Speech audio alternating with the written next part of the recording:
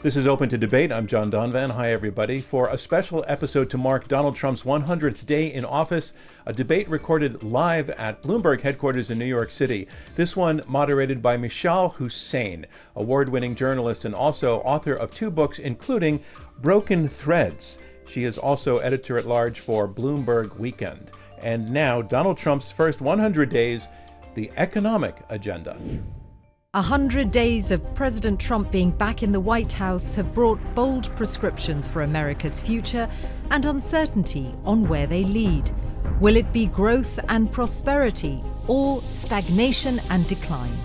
That's what we confront in this debate. Can tariffs be part of a winning US strategy? Is deregulation good for growth? And could the president's medicine mean a recession? From Bloomberg and Open to Debate, this is Unresolved, Trump's first 100 days, the economic agenda.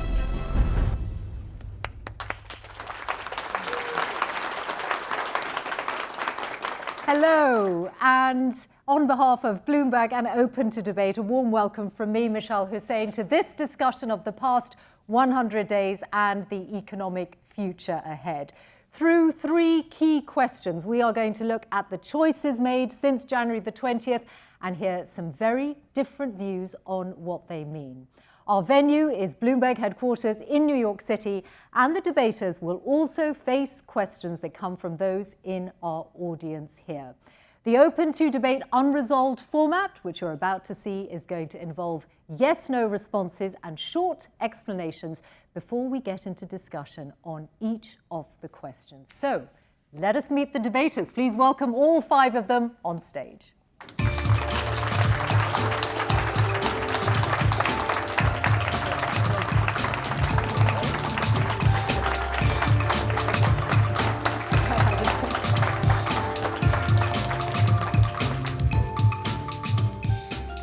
So let us start with some introductions. Very pleased to see you all here. Thanks for being part of this. Let me begin with you, Stephen, on the far side. Stephen Moore, economist. You were an advisor to Donald Trump in his first presidential term, co-founder of the Committee to Unleash Prosperity.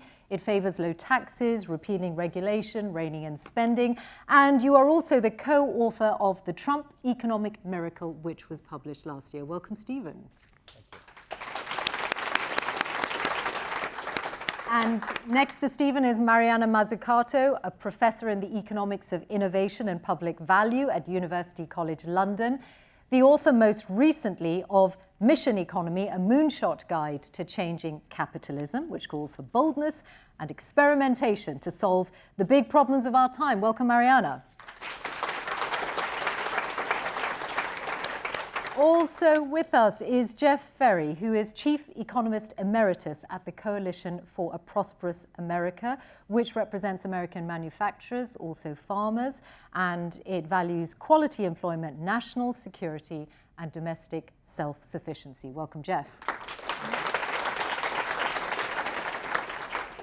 Jason Furman is a professor of economics at Harvard, and he was an economic advisor to President Obama for 8 years, culminating in being chair of his Council of Economic Advisors from 2013 right through to January 2017. Welcome, Jason, to you.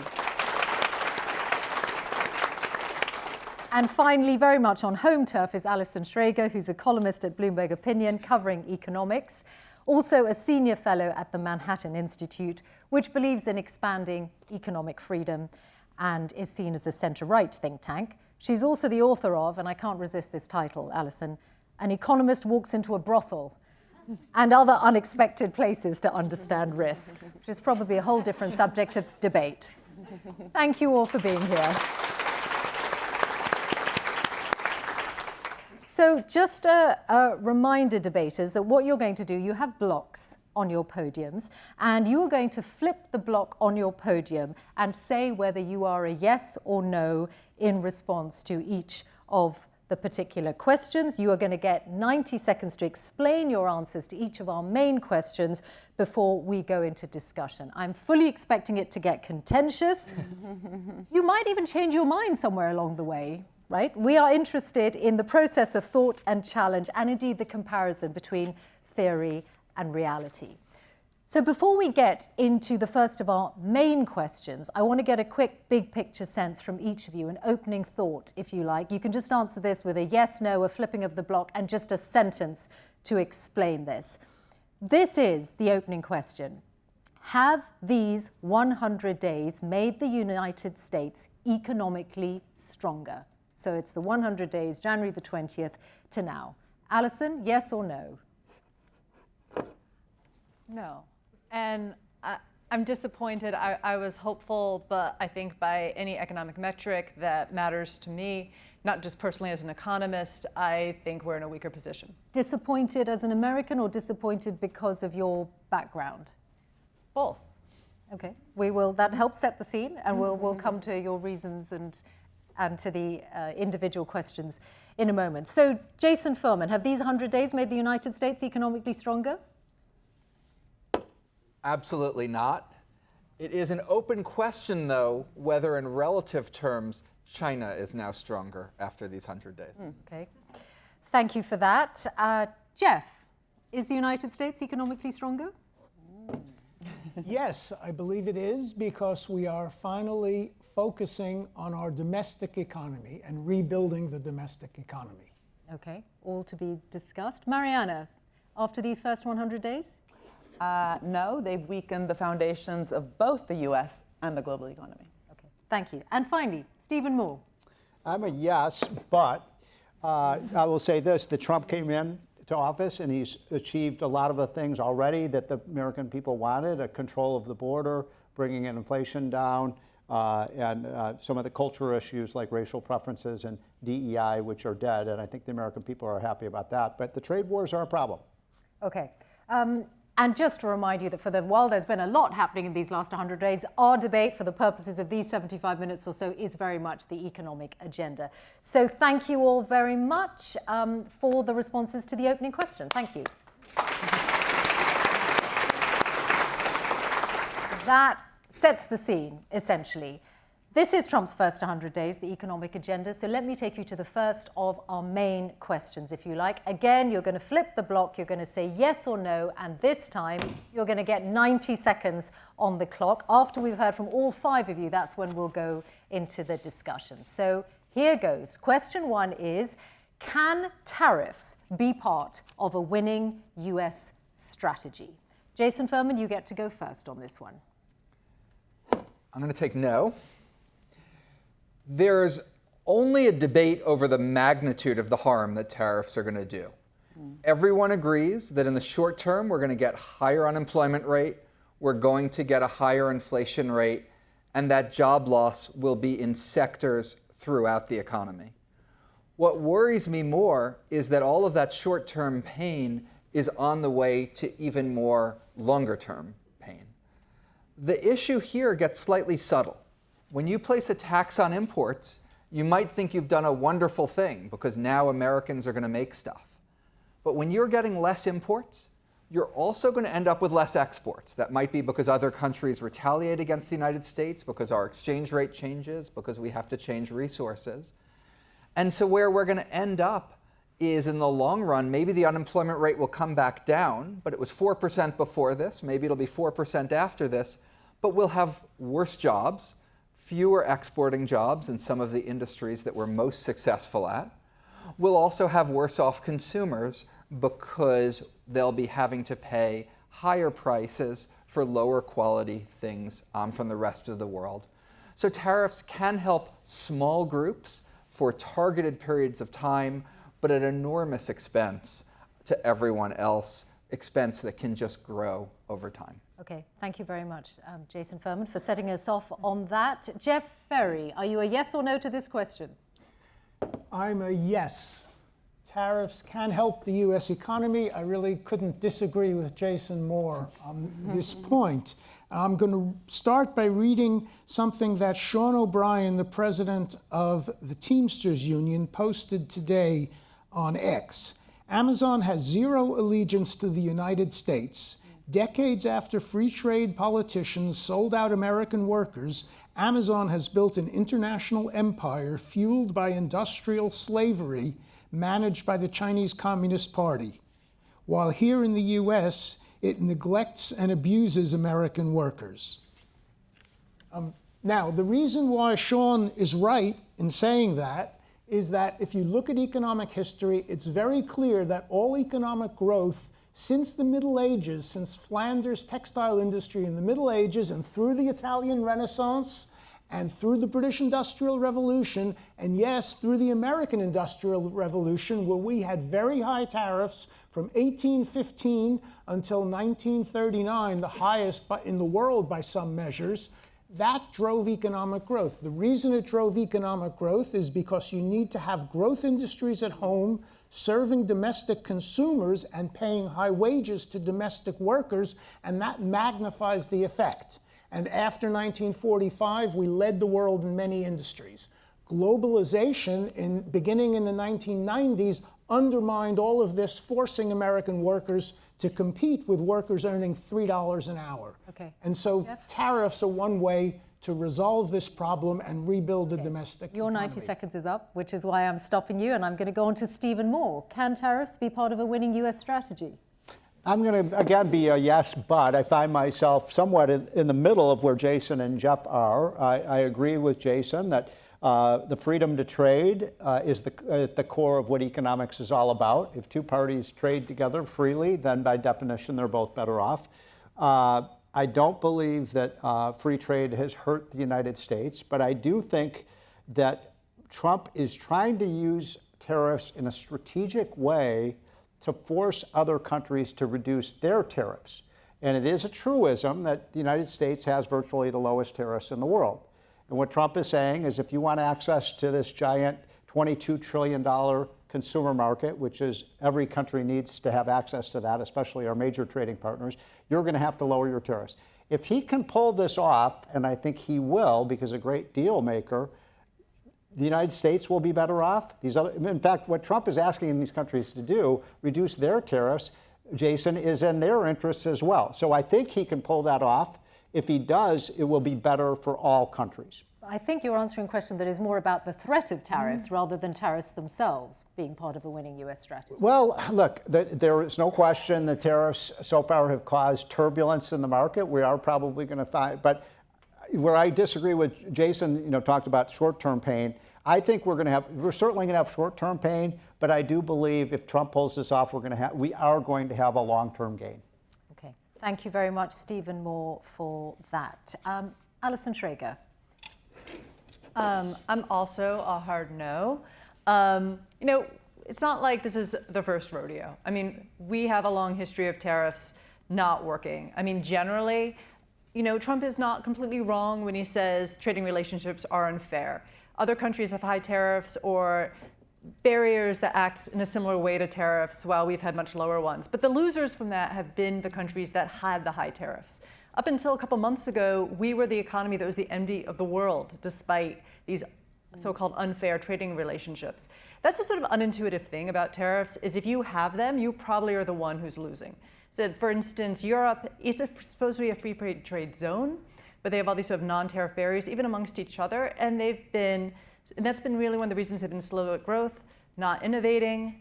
And Latin America, another example of how high tariffs can just destroy your economy. In the meantime, we've had low tariffs and we've been growing.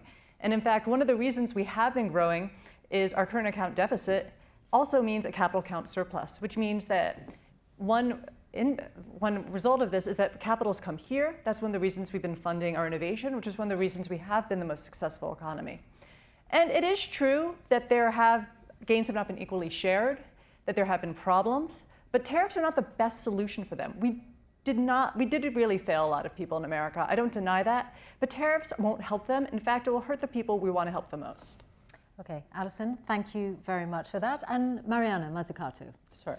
So no, but sort of maybe, in the sense that tariffs, if they're done in a strategic way, an intelligent way, could potentially be part of a country's industrial strategy. You could, for example, apply those tariffs instead of just a blanket application across all sectors. You could say there's a particular sector that we want to be more competitive in. It used to be called the infant industry argument, which we're going to protect for a certain amount of time, literally to give that sector time for learning, for getting some government support to increase competitiveness. Now, that's basically called industrial strategy. So tariffs could be part of industrial strategy that is complemented by government investments in different areas, like, by the way, we've had in the US secretly. I wrote a book called The Entrepreneurial State, where I argued that the US likes to talk like Jefferson, but act like Hamilton, who you all should know who Hamilton was because of the musical. But he was someone who actually believed in active industrial strategy. And in fact, everything that makes your smartphone smart and not stupid, the internet, GPS, touchscreen, Siri, all actually came out of the US industrial strategy. There is no industrial strategy right now in the Trump administration. In fact, they are destroying or saying they will destroy the industrial strategy that exists. For example, the CHIPS Act. The CHIPS Act was all about actually getting that particular sector to be less reliant on Asian produced chips. And I'm sure we'll come back to that later because my time's already almost up. But that is actually being demolished. So tariffs without an industrial strategy is simply a mercantilistic strategy. And you talked about the Middle Ages. I think we're actually going back to that period. Okay. Thank you all very much. So you've all had your opening 90 seconds. Thank you all. Thank you all for that. So I think everyone here and everyone watching now has an idea of where you are coming from. This is our opportunity to get into discussions so you can challenge each other as much as you like within reason, within this part of the debate. Jeff, I want to start with you because that's where Mariana ended as well. You made a historical argument for being in favor of tariffs. Aren't we living in very different times? Do you want to take us back to the Middle Ages? Not at all. The reason I brought up the Middle Ages is to talk about how economic growth works. And economic growth, and Mariana and I are kind of close on this, actually. I mean, I believe in industrial strategy as well as tariffs, and I think you're caricaturing the Trump administration when you say they have no industrial strategy. They support the CHIPS Act, which was initiated by Biden, just as Biden supported high tariffs on Chinese EVs. So they don't like to talk about it openly because Republicans and Democrats hate to compliment each other and admit that they're borrowing from each other. But I think everybody recognizes that, look, this is a world where in America we pay the average worker $36 an hour. Mexico and China and Thailand pay $3 an hour. Vietnam considers that wealth. They pay their workers $2 an hour. So the question is, how do you grow an economy when you face that kind of competitive challenge? And you know, there were people who've said, Ross Perot said it best when he said, if we pay 10 times what a Mexican worker pays, we're going to lose all of those jobs until the two wages match. That's pure supply and demand. Okay, so you need Jason, why do you respond to that? We pay $36 an hour because we have people that are vastly more productive than people are in other countries. That's the result of American institutions, American capital, the proximity of the people you're working with, the rule of law, and yes, an open economy that lets us specialize in the things that we're best at. If you look since the year 2000, the fastest wage growth has been households at the 10th percentile. It's outpaced wage growth for households at the 90th percentile. The unemployment rate before all of this began was 4%. It's going to be going up now, not down. So if we want to keep high US wages, the way to do that is to make sure that we're not trying to do the things that they do in Mexico and Vietnam, but instead to do the things that we do so much better here in America. Stephen Moore, I'll come to you in a second, Mariana, but Stephen Moore, I wonder whether because you said you were somewhere in the middle of the arguments that you're hearing, right? Although you've been an advisor to President Trump in his first term, and you've written a book called Trump's Economic Miracle, it sounds as if you are not completely signed up to the tariff strategy. Indeed, not long after Liberation Day, you called for President Trump to go on to do a televised address around the world and essentially make a zero tariff pledge to every country that was willing to do the same. Right. I mean, what Trump wants is reciprocity. He wants to have other countries. He's basically telling the rest of the world, let's say if you have a 30% tariff, if you don't lower your tariff, we're going to raise ours. Now, that's a risky strategy. It may work, it may not. I think it probably will. The one thing that Trump understands that I think everyone needs to understand is the United States is the hub of the world economy. We're by far the richest economy. We're by far the wealthiest economy. We have by far the biggest consumer market. So every country in the world, especially Canada, Mexico, China, the Europeans, they have to trade with us. They must. If China couldn't trade with the United States, they would go into a Great Depression. Nobody's really covering what's happening in China's economy right now. Economies in China is crashing because they're not able to export to the United States. Trump is using that leverage. If you want to understand Trump, you really do have to read the book, The Art of the Deal. He understands that when you have leverage, and the United States has leverage over other countries, he's flexing our muscle, flexing our economic power to force other countries to do things that are in America's interest. I'm in favor of that. I don't like tariffs as necessarily the right approach. I do agree with Jason that we have prospered for many of the reasons that he discussed. I'm much more of a libertarian than maybe the rest of the people on this. I think the biggest thing we could do to economic growth is drastically reduce the size and influence of government and not move towards like a European industrial policy model. Europe is nowhere. Europe is yesterday's continent. I still think we're going to be the continent of the nation of the future. Mariana. Right. I mean, what's really striking about Trump is that he never actually talks about the real ill, if you want, of U.S. capitalism, which is that basically since the 1980s, large corporates have been able to earn profits without really investing. We have $7 trillion amongst the largest companies in the United States that have been used just to buy back shares, to boost stock prices, stock options, and executive pay over the last 10 years. That's a lack of reinvestment of profits into the so-called real economy. So that's an example of a financialized form of capitalism. Forgive me for the kind of big words here, but it basically means instead of investing profits back into better working conditions, to a better technological and organizational change in the company, you're just worried about kind of that short-term, increase in share price, which, by the way, stock options is how the largest, most powerful executives are paid. And so, it's not surprising, actually, that many times you talk about being conservative or not, but capital gains tax, for example, is really important in terms of if you actually want long-termism in the economy, you want to make sure that the time that your investment is held in order to get a capital gains tax reduction is long, right? So what Trump should be arguing for is that in order to steer growth in a certain way, we need more long-termism, we need companies to do their bit, but we don't hear that. We just hear that it's all about the foreigners that have kind of messed around with the US economy. And the reason I'm actually a fan of the CHIPS Act is that it designed into that particular form of industrial strategy a reciprocity, using Trump's words, but with the private sector. In other words, you're going to get close to $300 billion in support to develop chips manufacturing, but in exchange, you're going to improve working conditions, you're going to have no share buybacks with the profits made from that government subsidy, and you're going to improve your energy efficiency in supply chains. Some have said that then he went too far. Ezra Klein talked about the everything bagel, but that's about a design challenge. The point is, you don't just do giveaways, tax reductions, regulation reductions without asking what do you need from the private sector, which currently is getting away with doing nothing. And I'm going to remind you all that you don't all have to be too polite to each other. You can actually I want to be impolite about reciprocity at some point, so tell me when I can. Go on then. So Steve, we had reciprocity on January 19th. Our tariff rate against rich countries was about 2%. Their tariff rate against us was about 2%. If you looked at the second decimal place, there were about 45 countries that had lower tariff rates than us. Now we don't have reciprocity because we're tariffing everyone, including the penguins, who never tariffed us. Where we threatened a 50% tariff against Lesotho because they sell us diamonds and somebody had the wrong formula and got confused. And I do not think Donald Trump shares your view. I think he's closer to Jeff's view.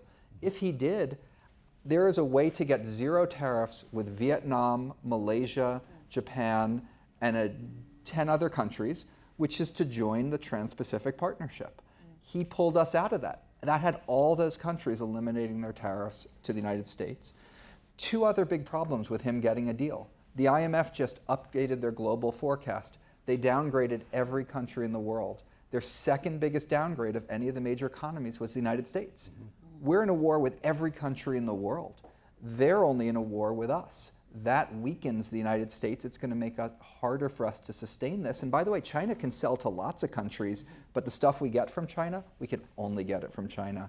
We can't get it from anyone else. And then the very, very last thing is your 0 for 0 deal. Donald Trump, under the law, can raise tariffs as much as he wants. Maybe. We'll see what the courts say. He actually can't lower them to 0 without going to Congress. He's trying to go to these countries and say, I'll undo half of the totally unreciprocal thing I've done to you in exchange for you doing amazing things to us while we're suffering more than them. This isn't 5-dimensional chess. This is like deranged junk and checkers. We have a few minutes left of discussion on this before we move on to our next question, but I want to bring in a question from the audience here. Alison, perhaps you can answer this. This sounds like a plea from the heart. How can any business, especially smaller businesses, plan for the future if successive administrations change major rules of the game every 4 years? Should we do something to limit the scope or scale of these changes via law? Yeah, I mean, there's a reason why the president is not supposed to have the power to levy taxes like this.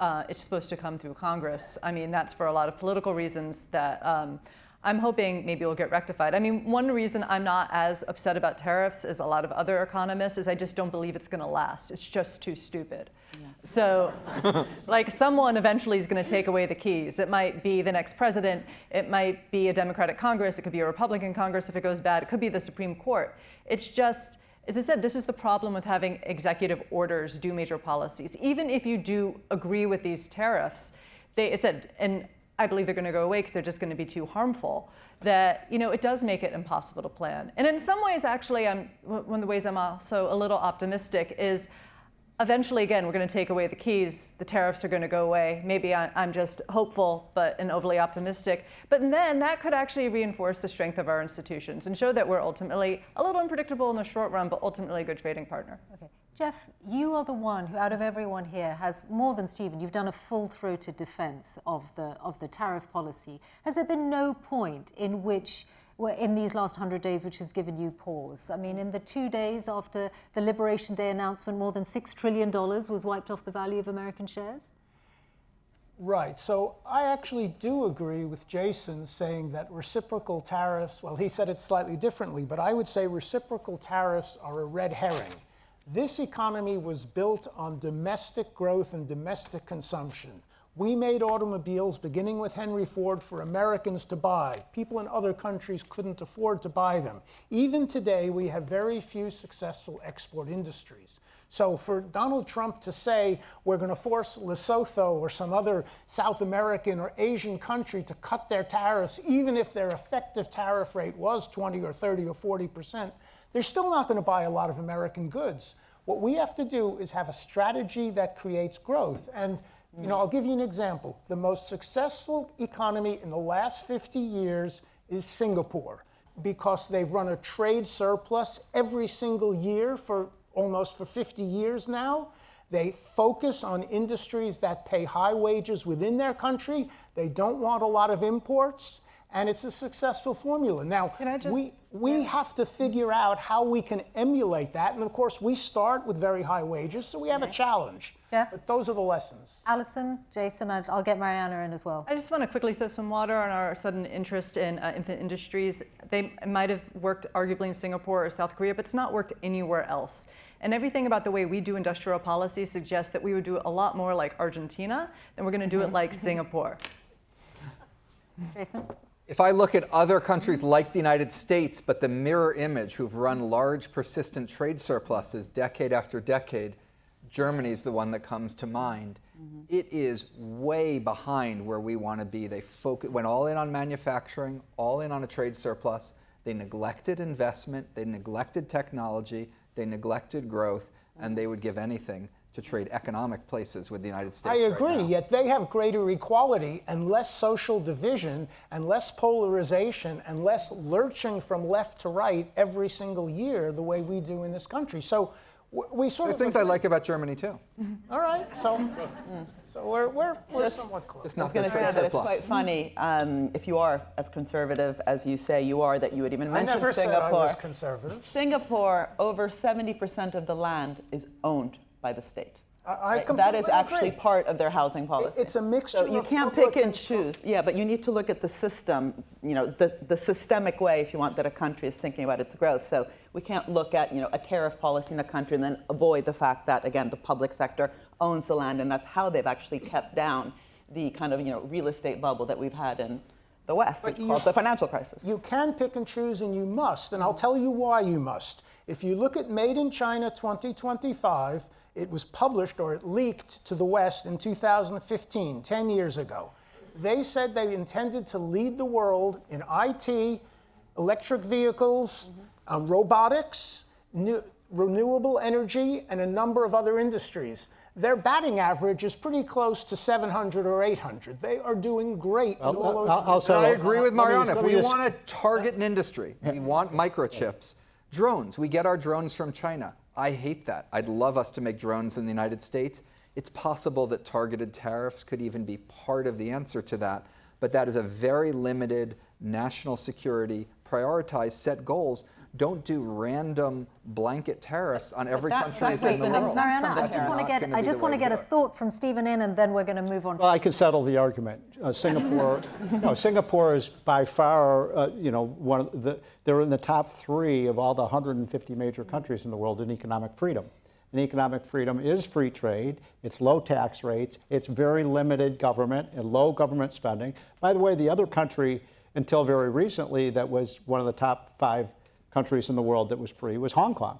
And Hong Kong has, Milton Friedman used to talk about this all the time, Hong Kong had no natural resources, it had complete free trade, and the only thing I disagree Steve, with by the way, are we Jason, moving up or down this ranking? No, but here's the... Are we more or less There's the free? only thing I strongly disagree with you on, Jason. I don't think your numbers are right. These countries are imposing tariff and non-tariff barriers against the United States that have created an unlevel playing field. Look at sugar, milk. We do it all the time too. Well, right. I want to get rid of all the subsidies. Okay. We are going to move on now. I'm going to ask you to reset your blocks, and then we're going to move on to the next question. But thank you all for your responses so far. You are watching Trump's first 100 days, the economic agenda from Bloomberg and open to debate. So now on to our second question. At the end of January, there was an executive order to slash federal government regulations. 10 have to go before any new one is introduced. The president says that cutting senseless red tape will lower costs, lead to higher growth, and usher America into its golden age. Among those currently being reconsidered are regulations on mercury and air toxicity, on wastewater, on rules for power plants, and on the amount of capital banks have to hold. Hence, our next question is deregulation good for growth? And on this, I'm going to turn first to Stephen Moore. Yes or no on this? And you've got 90 seconds. A firm yes. Go on, explain. 90 seconds. Look, We'll take his time. Oh, I've got 1:30. Okay. So, look, nobody's talking about letting, pollutants in the water and things like that. What we're talking about is the extraordinary costs of regulations that have virtually no benefit, or the benefits dramatically exceed the cost. I work with an economist at the University of Chicago named Casey Mulligan. He estimates that the excess costs of regulations to the American economy above benefits are about $1.5 trillion a year. That's a lot of money. So yes, we have to eliminate regulations that don't work. It's about time, by the way. These regulations should also be approved by Congress. I think all laws should be approved by Congress, and we've given too much power to these regulatory authorities. A perfect example of this, by the way, is what the Biden administration did to our energy industry. We were the energy powerhouse of the world. We led in oil, gas, coal, nuclear power. Biden comes in with regulations that strangled our oil and gas industry, put our coal industry basically out of work and out of business, and we suffered greatly from that. So let's be number one in all these industries in having rational regulations that cost a lot less. Okay, thank you very much. And I'm going to turn to Mariana Mazzucato. Are you a yes or no? Is deregulation good for growth?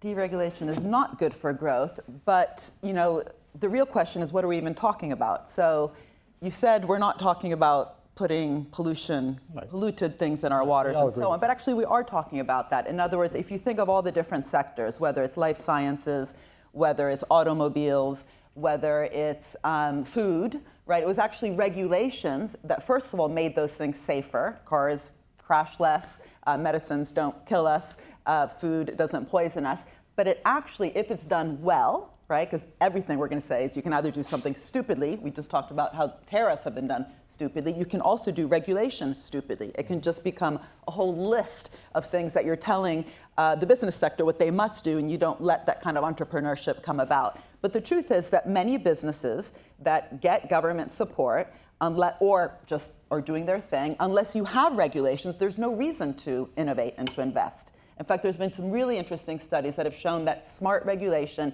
in, for example, the life sciences, pharmaceutical, and biotech sectors actually required then innovation in order almost to get by that regulation. And so in a country, I come back to that issue, where we have lots of profits getting invested out of the economy, thinking about smart regulation, like, as I mentioned, even in the CHIPS Act, that actually required companies to reinvest, to invest in energy-efficient supply chains, better working conditions, and there's many other examples like that around the world. That can actually stimulate business investment, and growth ultimately is a result of business investment, but also public sector investment that crowds in that business investment, and using regulation smartly instead of just deregulating the economy is about achieving that. Mariana, thanks. Your 90 seconds are up.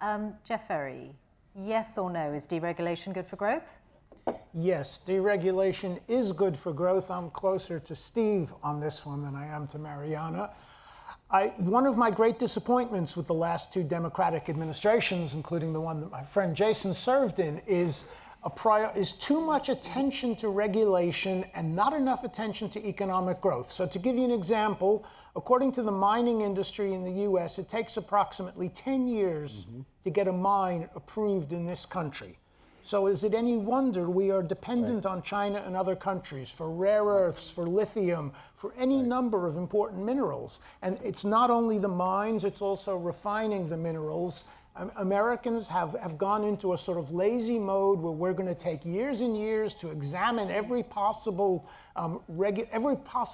pollution problem. And I absolutely agree we should not allow pollution into our water. But the authorities should be forced to make that decision in a year or two, like the best countries in the world do. This is what Singapore's, and you could even call it a benevolent dictatorship. I think we need a little more executive authority. I don't mean Donald Trump's authority. I mean a little more decisiveness and focus on an end result, because the people who benefit when you build mines pay extremely high wages. It's the workers who benefit, and the entire auto industry is dependent on a long supply chain of materials, which the regulatory state has made it impossible almost to produce in this country. Okay, Jeff, thank you. Jason? No. Sensible deregulation is a good growth strategy. Don't think it's a huge one in terms of the magnitude of growth, but on balance, I would have more regulations rather than less. That's not what we've seen, though, in the last 100 days. Let's just take the energy sector that Steve brought up. First of all, oil drilling went up and up and up under President Biden and was higher than it was in Russia and Saudi Arabia. There were a few rules too many in the fossil fuel industry, including not allowing natural gas to be exported. We've gotten rid of those rules, but now we have a lot more rules and deliberate obstacles to creating wind and solar in the United States. So the energy industry is a mixed story. One of the biggest areas of deregulation has been crypto. Fartcoin now has a market cap of over $1 billion. That's not really a great way to grow your economy. Number three, I come from work for an institution that the Wall Street Journal editorial page recently said Donald Trump is trying to run Harvard. He is putting an enormous number of rules on how our scientists do medical research and do the like. And finally, when you take a chainsaw to the FDA, it is already slowing approvals of drugs and medical devices, and it's going to do even more in the future. So it's a very, very mixed record that I think will be likely bad for growth, not good. And the last of the five to answer, give an initial 90 seconds to this, is Alison Strager. Is deregulation good for growth, Alison? Yes, I mean, it's just almost definitionally. I mean, there's a trade-off with growth and safety. It's just like financial markets, that if you take a slower, steadier approach, you're going to have a lower return. It's the same with the economy. More regulations are supposed to slow growth. And that is, a trade-off we make as a society. And we don't want, I'm a free market person, but I don't want to live in an economy with no regulations at all. But the issue is that we do have way too many. And it's not only strangling growth, I think it's really also contributing a lot to the inequality that we're seeing, and that, we are going through an economic transition. It's not only from trade, it's also from technology, and the problem is a lot of sort of lower income people are not taking advantage of that, in part because they can't move, they find it hard to change jobs. Now, as Jason brings up, a lot of the deregulation Trump did in the first 100 days certainly didn't tackle those issues. I think we'll be hopeful that later on that his deregulation policy will look more like it did in the first Trump term, which actually was good for growth. But we definitely have gotten to the point, certainly since the 1960s, the number of regulations has grown exponentially, and that has been strangling growth, and I think contributing to inequality. So if we really, all the sort of problems that we've been identified of why we need tariffs, I think could actually be much better addressed through a smart deregulatory strategy. Okay, thank you all very much. So we're into discussion on this second question on deregulation. To the audience, you can submit your questions through the QR code, and they'll come through to me on the iPad here. I want to start with you, Mariana. You used the term smart regulation. Jason used the term sensible regulation, because I think no one wants to be for regulation per se. So you want to add those adjectives to it. But I know that you believe in bold government, right? You believe in ambitious ideas to grow the economy in the right way. Is unleashing business reducing do you recognize this idea of a burden on business that gets in the way of that? Well, what's interesting is that the same people, think of Elon Musk, who talk about the need for deregulation, then, with the other hand, get massive subsidies. He's gotten over $20 billion in subsidies from Uncle Sam. So what you actually need to be thinking about, I think, any country, is that kind of portfolio of different levers. I mean, the only way we got to the moon was not just about public investment, but smart tools like procurement. This guy, Ernest Brackett, don't ask me how I know his name, but it was head of procurement for NASA, realized that they were never going to solve all those different problems that the astronauts had. What would they eat? How would they move? Without actually thinking about the problems that needed to be solved along the way. And they transformed procurement, which is the demand-side tool, in order to actually work with the private sector. It's always with the private sector, but in a functional way. So smart regulation, for example, you were talking about natural resources. Think of the lithium that we need in order to electrify our cars. Well, currently, lithium extraction in countries like Chile are incredibly intense in terms of the use of water. And so a country like Chile, which actually has, I think, a pretty ambitious leader, Boric, who talks about sustainability, he says, well, how we're going to extract that lithium needs to change. We're going to regulate it so it uses water less. So it allows them to both extract and to, be a global leader in lithium, but to do it in a particular way. And that would be impossible to do that without regulation. 80%, of industrial wastewater is not recycled. That's crazy, given that it's the state that gives the contract the water rights to, say, Pepsi-Cola. Put it in the contract. First of all, recycle water. So, Stephen, on the minerals issue, this is an important one because it's actually a perfect, and you brought it up, Jack, and you're exactly right. We just did a study. We have about $12 trillion worth of minerals in this country, in Colorado, in Wyoming, in the Dakotas, in Montana. We are by far the most resource-rich country in the world when it comes to minerals.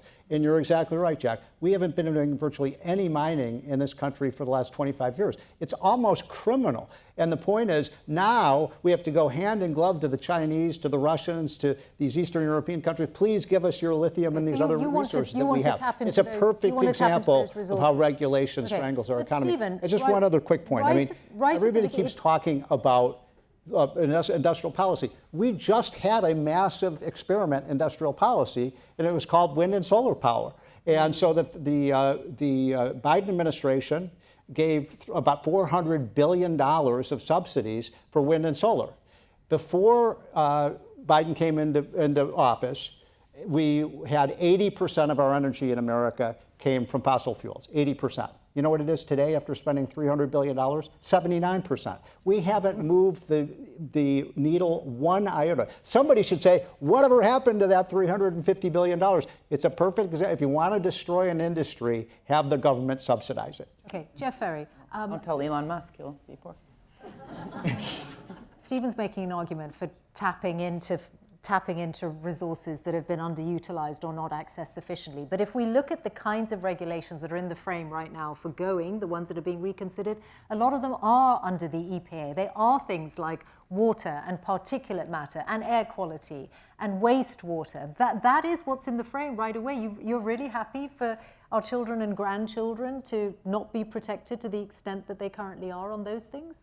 No, I want them to be protected. My point is that we can protect them and make a decision in 365 days. We don't need to spin things out for 10 years and allow 75 different committees to hold hearings and file motions. I mean, we've become too litigious a society and really too timid a society, and we undervalue economic growth and we undervalue good jobs. And that's what's strangling us in those areas.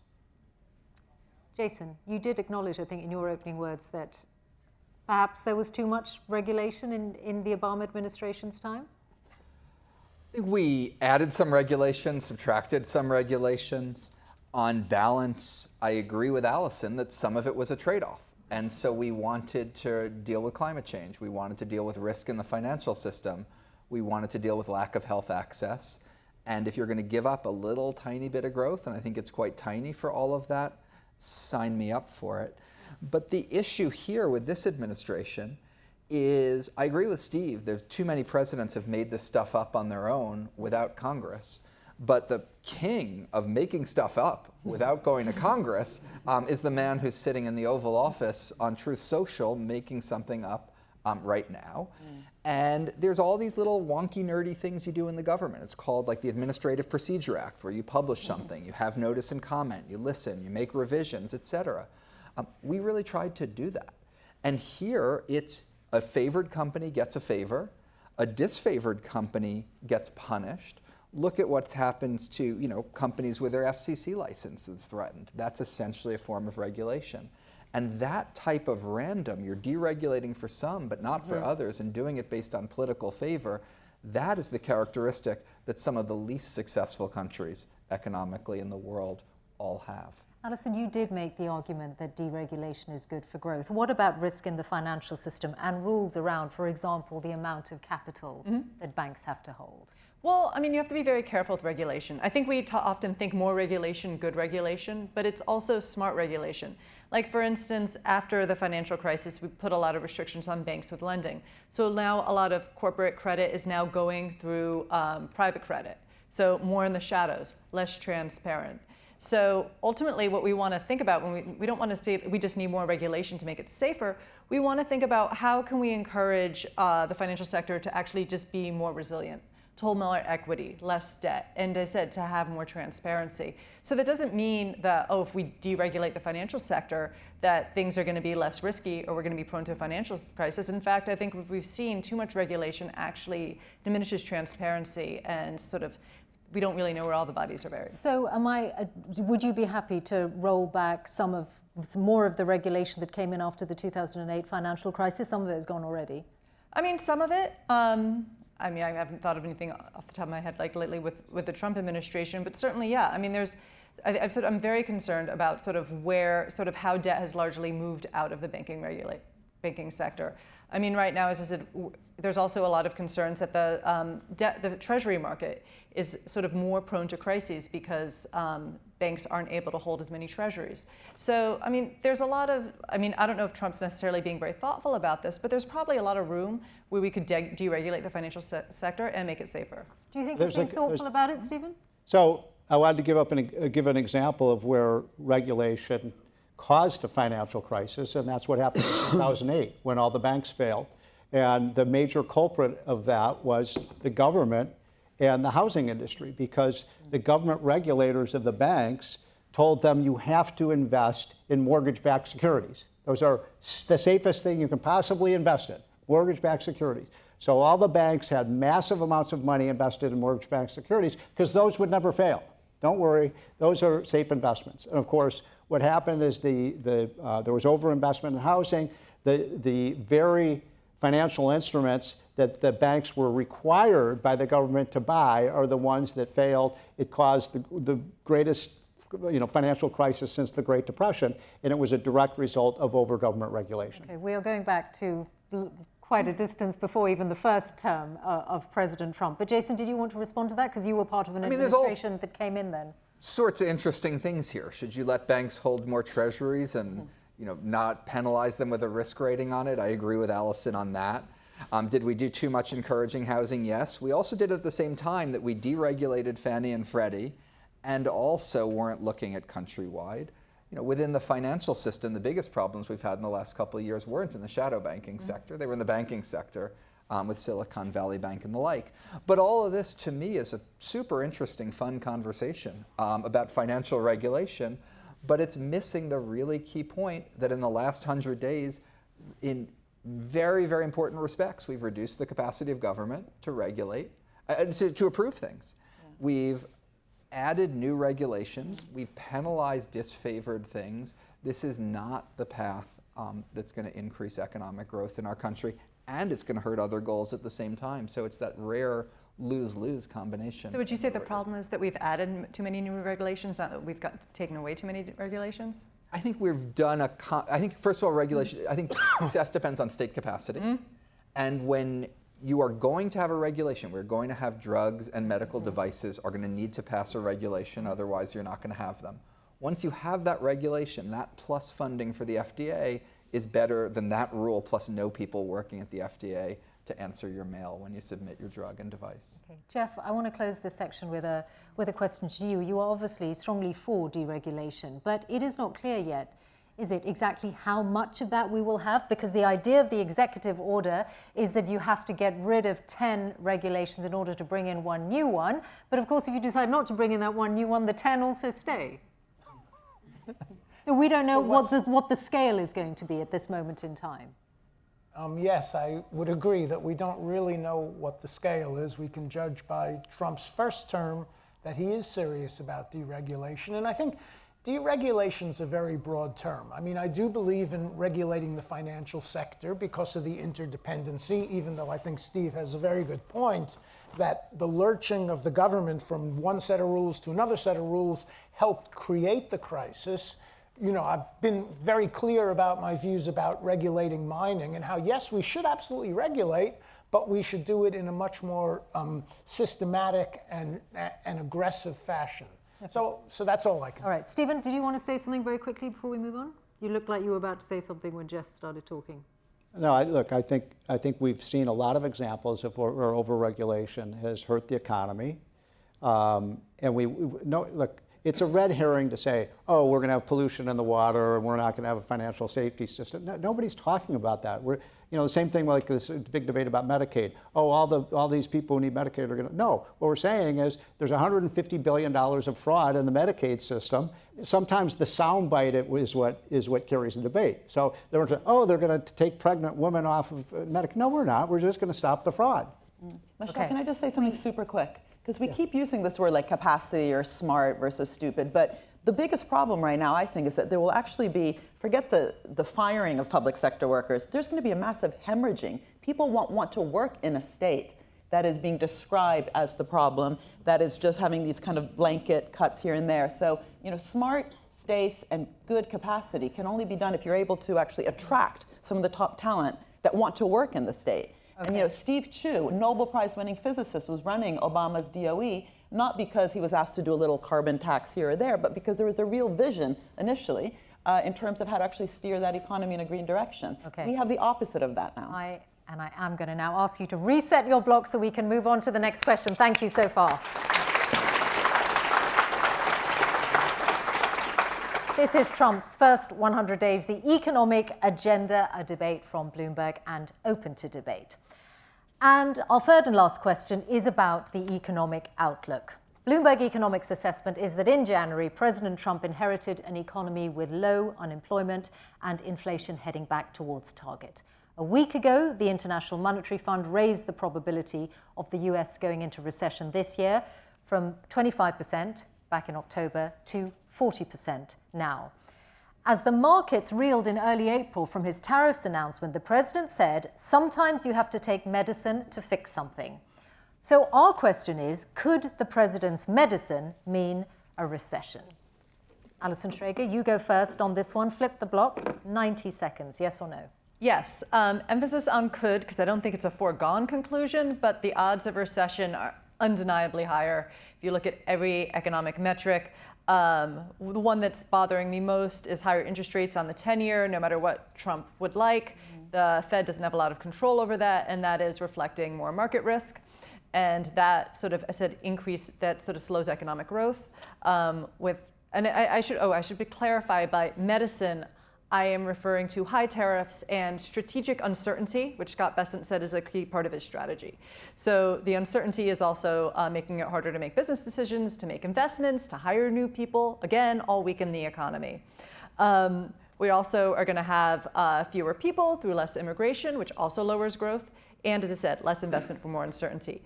But as Jason pointed out, and I'm probably stealing a bit of his thunder here, it's not just that we would have a short-term recession. The medicine he's talking about, if it stays the way it is, uncertainty and high recessions, also mean slower growth long-term. Even if we come out of a recession, we will not be as prosperous as we were before. We will be less productive. We will be slower in growth.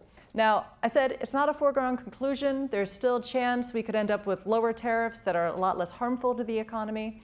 So I'm not saying it's a guarantee, but I think it's undeniable from almost every economic indicator that the risk of recession is certainly much higher than it was a couple months ago. Alison, thank you very much. I'm going to turn to Stephen Moore next on this one. Could the president's medicine mean a recession, yes or no? So, what are you saying? I want to make sure I get this right. So if I say yes, I'm saying there will be a recession? Could. You're saying there could be. Could because I'm going to answer no, I don't think there's going to be a recession. I think that, first of all, I think it's a joke that the Bloomberg said that Trump inherited a strong economy. Really? I mean, if the economy had been strong, Kamala Harris would be president today. I said, I'm going to clarify, I said inherited an economy with low unemployment and inflation heading back towards target. The problem was that people lived through, for the things they had to buy, a 25% increase in their costs. Under Biden, what happened, just so people know, we just did a big study on this, that it was exactly the opposite of what the Biden people tried to. They wanted to create a more equal distribution of income. And what we now know is that the richest people did the best under Biden, the middle class did poorly, and the poorest quintile did horribly. The question is about the future, not the past. What's that? Could the president's medicine mean a recession? The question is about the future. No, but look, if you're losing, for half of Americans, they were poorer after 4 years of Biden than when Biden came into office. I would make the case to you that's a recession, right? If you're poorer than you were 4 years previously. So Trump inherited an economic mess. I believe that we're going to. I think we're going to avert a recession. A lot of this does depend on what happens with these trade deals. If Trump can get these trade deals announced and they're real, and I don't know. I mean, I don't know if they're real or not. But I'm here to tell you, if Trump gets trade deals with India, with Britain, with the Europeans, with Canada, with Mexico, I think he can do it. And it turns out that these countries agree to lower their tariffs. I think we're going to see, and then we get our tax cut done, you're going to see the biggest economic boom ever for this country. Okay, thank you. Stephen, Mariana, could the president's medicine mean a recession? Yes. Does that look like yes? Yes. Yes. I mean, first of all, just look at the data. We've been, talking about it. Over $3 trillion in market value has been erased. And what's interesting, actually, is that both bonds and equities are falling at the same time, which really shows there's very little faith right now in the U.S. Treasury. And so I think, first of all, we should just step back, right? Recessions are kind of normal. They come with the business cycle. The real danger is when those recessions turn into depressions. And I think that's almost the bigger question. Will this lead into really severe recession? And another cool thing you can do is go on your computer, just download all the data from the government statistics. You will see that before Keynesian economics, this idea that actually government should play a role, it should play a counter-cyclical role, precisely so recessions don't turn into depressions. We actually used to have depressions proper depressions every 10 to 15 years. So when you don't have a view of the state as being important, when it's just like less regulation, a mercantilistic policy around tariffs, less planning, tax incentives, and so on, and forget actually that very important lesson that we've learned since basically 1945 onwards, then that's the risk, that we are going to actually go back to just a very weak state, an incapable state, firing all these public sector workers. And the problem is that it's also happening at the same time that we have this massive policy confusion. Things are introduced and taken away, these U-turns. And I think ultimately, this is about, is there any economic policy? I mean, we're talking about economics here, but ultimately, this has been kind of political policy. Maybe you should have more political scientists here, because there's not much economics behind what Trump is doing. Thank you, Mariana. And Jeff Ferry, could the president's medicine mean a recession? I actually think, yes, there is a definite possibility of a recession, but I disagree with what the folks to my left have said, in that I think we have to distinguish. In a way, Donald Trump was right when he said sometimes you have to take the medicine and sometimes the medicine hurts. And we're trying to restructure the economy to bring back high-value industries and high-value jobs, and that might cause a recession. And the reason that might cause a recession is the corporate sector in America has got very used to a model where we produce in Asia, as I said, at $3 an hour. We sell to Americans who are earning $36 as long as they're prosperous. And when they get poor, we'll find somewhere else to sell to. And American corporations are very, very upset at that model. I mean, I quoted the Teamster guy because Amazon is outraged that they can no longer buy cheap crap in China for $3 and sell it for $25 on the Amazon website. So stocks may go down. So there could even be a recession. Also, there was some strong positive momentum in the last year or two of the Biden administration. Remember, the Biden administration ran deficits of $1.5 trillion, which is a very strong stimulus to the economy. Now, I think it's interesting. I think Trump and the Republicans say they're going to cut that deficit. Bessent, the Secretary of the Treasury, talks effectively about cutting it in half. I think Trump won't let him, because Trump will realize that could cause a recession. So let's keep spending money, but he will find a way to blame it on the Democrats. And I guess the last point I'll make is that Mariana, like many people, misunderstands Donald Trump. His goal is to put on the red cap and get on the stage and dance to YMCA and bond with the common person.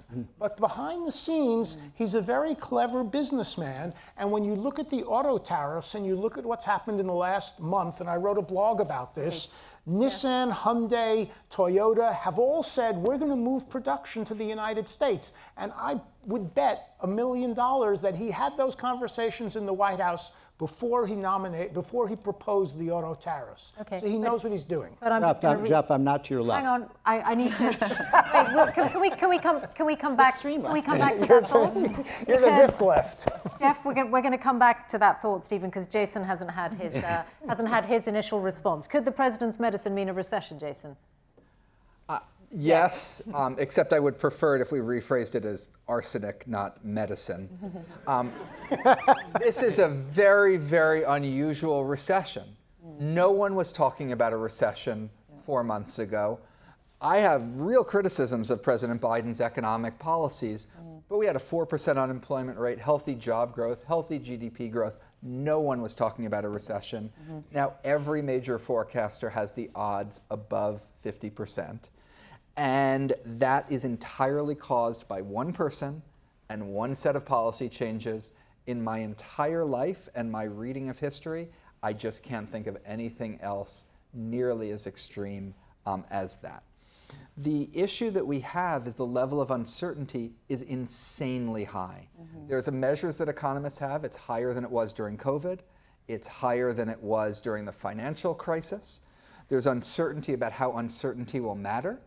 There's also uncertainty about how much uncertainty there's going to be 3 months from now. Steve, you think there's going to be, nirvana and free trade deals with countries around the world. We might be back to a 50% tariff on Lesotho and maybe 100% on the penguins if they've done something bad to us by then. Anything could happen. We take 2 more draughts of this arsenic, and then I'm sure we'll have a recession. Even if we stop the medicine right now, there may be enough in the works that those ships that are coming from China or not coming from China with nothing on them will spiral through our economy over the coming months. And the very last thing I'd say is the biggest problem we had before this was inflation. There's no debate in the world that tariffs are a way of making that worse, not better, Steve. Okay, thank you all very much. And we're going to go into discussion on this now. Stephen Moore, can I come back to you first of all? Do you acknowledge economic conditions have deteriorated since January the 20th? Look, they have. I mean, there's no question about it, and I do think it's almost entirely due to the tariff wars. It's the tariff tantrums. So the real question for people to think about is whether you believe that this is as Trump said, this is short-term pain for long-term gain. We don't know the answer to that right now. None of us know. Jason makes his prediction. He may be right. We will see. As I said, I have confidence that Trump will pull this out and that he will get deals with our major trading partners, and we will end up with freer and fairer trade. And if that happens, we'll see a lot of global economic growth. Jason's right. You're exactly right. Uncertainty is a terrible thing for the economy, and that nobody knows what the tariffs are going to be. I don't like the fact that Trump sometimes moves the goal line, and that makes it difficult to get these other countries to yes. So we will see. I mean, I want to have this whole gang back together in 6 months, and we'll see whether I'm right or wrong. So I'm optimistic about the U.S. economy right now. I really am. Okay, you are. Yes. You are. Did you say temper tantrums earlier in your answer, that you think economic conditions have deteriorated because of temper tantrums? Tariff tantrums. Okay, fine. The tariffs. Okay, because of the tariffs. Yeah, fine. the tariffs have what caused this. Trump told us, that there was going to be some pain from this, and there has been. And look, I talk to manufacturers all the time who say, look, right now my production is really ground to a halt. Jason's right. Nobody knows what's going to happen. But I do think, Trump said they might even have an announcement in the next few days. And if that happens, I think that the economy can turn around very quickly. Okay, you're optimistic. So do you think the markets are overreacting? Well, the markets just in the last, it's funny. I mean, if you look at what happened, I just wrote a column on this. On April 21st, virtually the Wall Street Journal, the New York Times, the Washington Post had all these front page news stories. This April is the worst month ever for the stock market. April is well, wait a minute, it's only April 20th. What's happened since April 20th? We've seen a 2,500 point increase in the Dow. The Dow was up again. So that suggests to me over the last couple of weeks, Jason, that the investors are feeling more confident about things. Alison? Right. Every time Trump backs off one of his ideas, the market goes up. Yeah. Every time he doubles down on his ideas, the markets go down. Steve, I agree with you that if we get zero tariffs for the whole world, that we will have a better economy. Yeah. But we didn't need to blow up the world to do that. We had zero tariffs agreed in the Trans-Pacific Partnership with a really important set of countries in the world, and it was Donald Trump that took us away from that. And I would say to you that the good case scenario, when I talk to people close to all of this, is that some of these tariffs go away, some of them stay, and we end up with an average tariff rate of about 12%. Right now we're at 20, so we come back down to 12. If we come to 12, the two most economically successful countries, and this is the fantasy scenario I've heard out of the White House, the two most economically successful countries with 12% tariffs are Iran and Venezuela. All the other ones are even worse than them. Is that your idea of a good end game here? I don't understand. Most countries have tariffs that are much higher than 12%. The average tariff rate, those numbers. Iran and Venezuela, and a bunch of poorer countries have 12%. Which country do you think has 12? Well, look, even Canada we have a free trade agreement with Canada, and they have all sorts of tariffs that go to Canada has an average tariff rate of around 1.5%. If you think they have an average tariff rate of 12%, you don't actually understand trade policy and don't understand what's going on. I'm just telling you what the numbers show. Average tariff rate I've looked at the numbers, Steve. and these countries have much higher tariffs than you're talking about. They have different tariffs on different things, just like we do. But you look at the average across all of it, 12%. The place that is the fantasy scenario here is an extremely rare thing around the world. Only poor countries do that.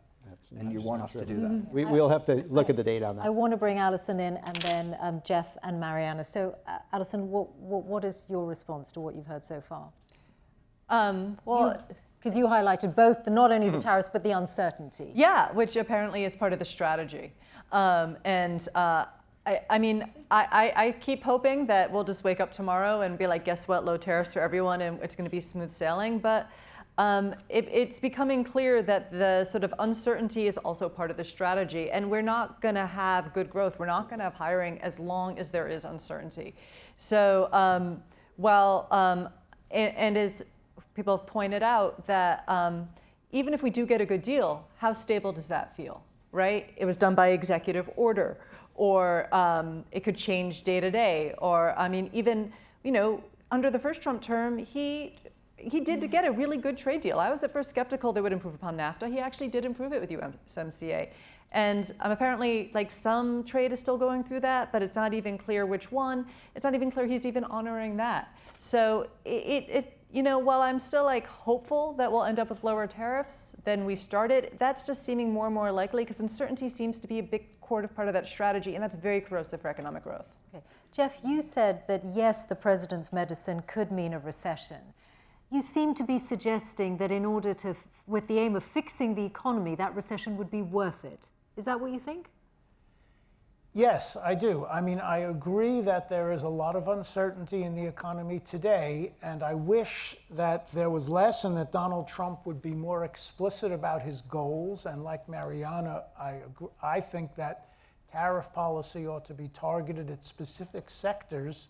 But I think the corporate sector is unhappy about tariffs because, as I said, they make huge profits. I mean, look, unlike most economists, I've worked in industry. I worked for a company called Nortel in the late 1990s. I was part of the team at Nortel. I was a marketing guy, so I wasn't a manufacturing guy, but I was brought into the meeting where we decided to offshore all of our production from the US and Canada to Asia and lay off 40,000 workers. And one of the things, the goal of that was, we couldn't, to be honest with you, we couldn't figure out how to compete with Cisco and Microsoft and Sun Microsystems, but we could certainly figure out how to cut our costs. And the way to cut our costs was to dump all the unionized employees in Canada and the United States. So now we're turning around to these kinds of corporations, the Trump administration is, and saying, we're going to try to put a stop in that, or we're going to try to throw a lot of sand in those gears. We're going to make it harder for you to offshore to, as I said, virtual slave labor in China and $2 an hour labor in Vietnam. The corporate sector's upset and profits could go down. And it's a long game to get back to where the lower 50% of the population do better, because we have undermined and minimized the middle class in this country.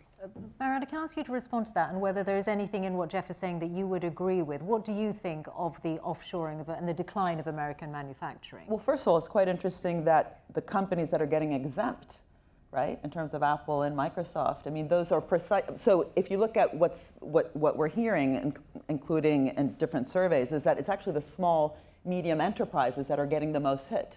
The large corporates that you're talking about, to a large extent, especially in some of the most advanced industries that we should be trying to develop, again, coming back to the chips example, are not going to be included. But I just wanted to say, look, we have a live experiment. We had the 2018 tariffs, and we saw what it did to steel. So just in steel production, it actually increased by 1,000 jobs. But in all the steel supply chain, we actually lost 75,000 jobs.